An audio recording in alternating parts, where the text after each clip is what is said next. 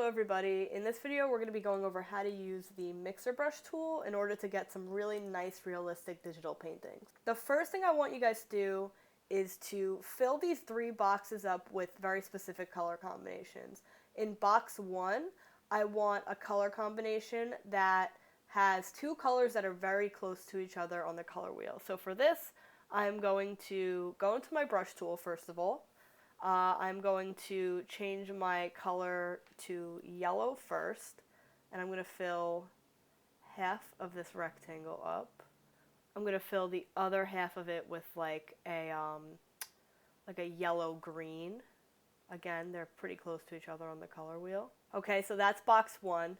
In box 2, I want you guys to put colors that aren't really close to each other on the color wheel, not necessarily opposite from each other. But what I'm going to do is I'm going to do red and blue because they're not next to each other, but they're not too far either. Okay, and in the last box, what I want you to do is I want you to select a color, any color. I'm going to go with purple. I want you to draw one box with that color in it, and then instead of changing the color, what I want you to do is I want you to do a tint or a shade of that color. So instead of this solid purple, I'm going to go over to my color guide over here, and I'm just going to drag the circle to a darker area, and then I'm going to put that shade of purple next to the original purple that I had. And that's going to be my 3 boxes full of color. Okay, great. So we are ready to get started. So we were just using the regular brush tool, just to be clear. And now what we're going to do is we are going to zoom into our toolbar real quick, and we're going to go look at our brush tool. And underneath our brush tool, if we hold down on it, is an option called the mixer brush tool. It looks just like the brush tool, but it has this little droplet in it. I'm going to click that, and you're going to notice that the settings up on the top are a lot different. Alright, so once you're on the mixer brush tool, what I want you guys to do is I want you to go up to the top settings here, and there's 2 things that I want you to do. If your settings already look like this, that's great, but if they don't, the first thing you need to do is you have to go where it says custom. It's probably going to look like this, and then you're going to click wet heavy mix. This way that we get a nice mixing blending brush, right? The second thing I want you to do is I want you to make sure that this icon is not selected. It says load the brush after each stroke. We want to turn that off, okay? And then we want to turn this on. It says clean the brush after each stroke. The last thing that we need to make sure that we have is a nice clean brush. This might have a color in it for you.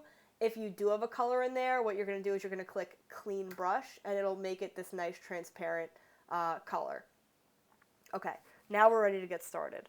So the way that the mixer brush tool works is it allows you to combine 2 colors to kind of create like a mix or a fade, right?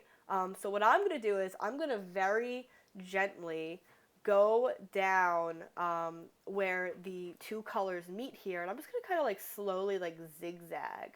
And you're going to notice it's going to create like a really nice mix, a nice gradient. Look at that. Really, really nice, right? So this works really well with colors that are close to each other on the color wheel, and you'll kind of see that moving forward. So we're going to try that again now in box 2, and these colors are very different from each other, but what you'll notice is when you're painting, we know that colors mix, right? So we know that red and blue make purple. So when I go down this line, you're going to notice it's going to fade together, but it's also going to create like a nice purple color as well. So that's kind of what happens when you put colors that are very different from each other together.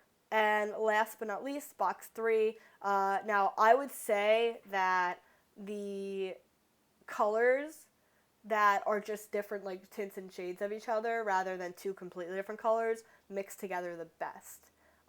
So I'm going to start this again. Again, I'm doing my nice like little zigzag texture on the intersection of these, and look how nice that is. It creates like a really nice little gradient and just really blends these colors together really well. Okay, so with all that being said, what I want you guys to try to do now is recreate this apple, and this apple was made with the brush tool and the mixer brush tool. Recreate this apple using at least 4 shades of red, and I'm going to help you guys get started on that. So what I'm going to do is I'm going to go up to my color guide, and I'm going to go down to red, and I know that I'm not going to really move the scale anymore. I'm really only going to be picking colors from over here. All right, so that looks really, really crazy right now, right? But now what we're going to do is we're going to go back into our mixer brush tool, okay? And we are going to just mix. Let's do it.